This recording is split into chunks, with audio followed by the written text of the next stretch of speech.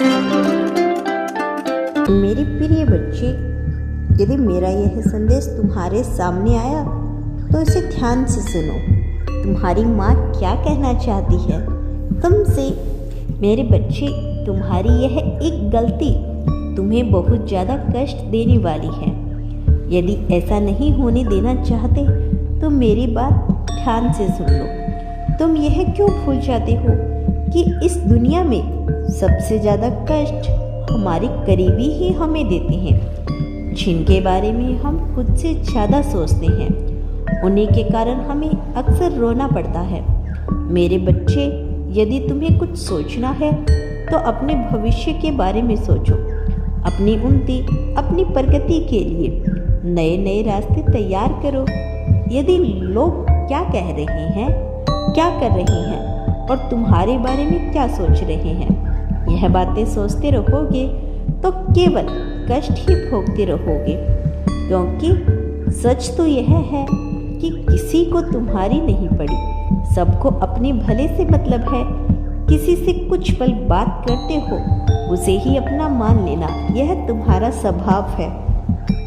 परंतु यही स्वभाव तुम्हें हमेशा कष्ट देता है। पर बात भी स्मरण रखना, इसलिए किसी के भले के बारे में ज़्यादा सोचने से पहले अपने भले के बारे में सोचो, क्योंकि तुम्हारा भला तुम्हारे सिवा कोई और नहीं सोच सकता।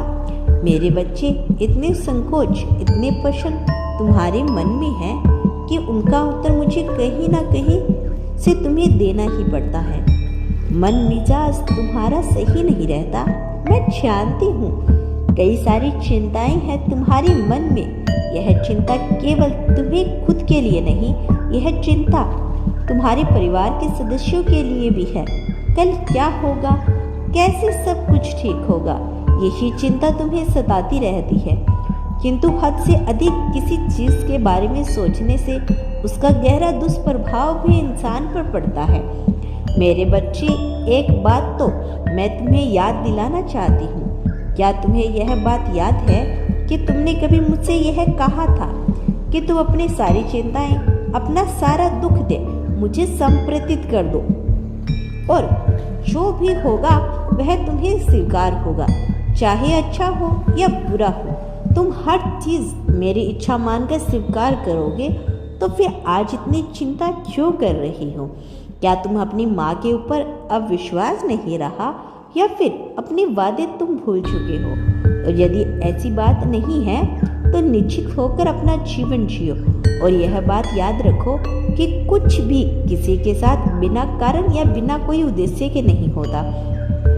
हर चीज़ के पीछे कोई ना कोई कारण छिपा होता है। हर घटना के पीछे कोई ना कोई रहस्य छिपा होता है, जो बाद में पता चलता है।